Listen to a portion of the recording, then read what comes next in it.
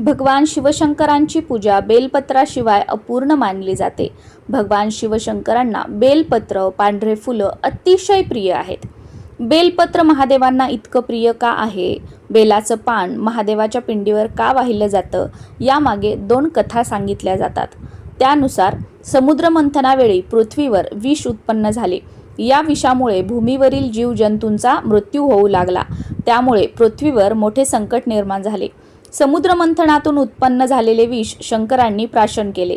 यामुळे त्यांचा कंठ निळा पडला. यावरूनच शंकरांना नीलकंठ नावाने ओळखले जाऊ लागले.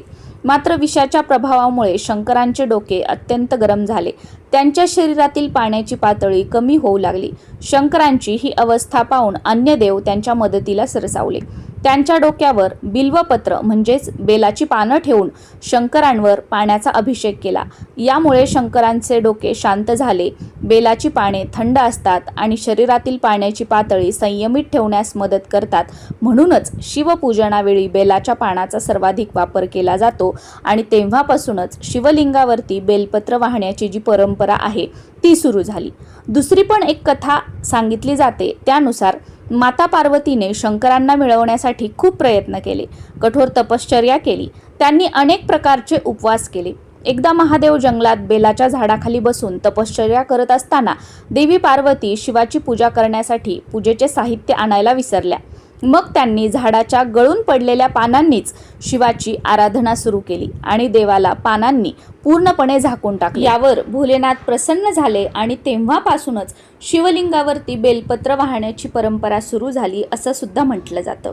असंही मानलं जातं की बेलाची पाने शिवाला अर्पण केल्याने वैवाहिक जीवनात आनंद मिळतो आणि मोठ्या आजारांपासून मुक्ती मिळते. न्यायालयीन प्रकरणांमध्ये दिलासा मिळतो. निपुत्रिकांना मुलांचे सुख मिळते.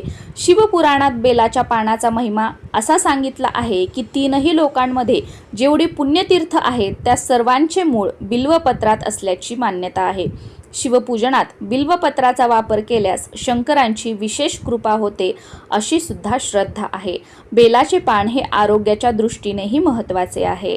त्यामुळे शिवलिंगावरती 1 तांब्या पाणी अर्पण करून 1 बेलाचे पान नित्यनियमाने जरूर अर्पण करा. दररोज जरी शक्य नाही झालं तर प्रत्येक सोमवारी शिवलिंगावरती 1 का होईना बेलाचे पान नक्की अर्पण करा.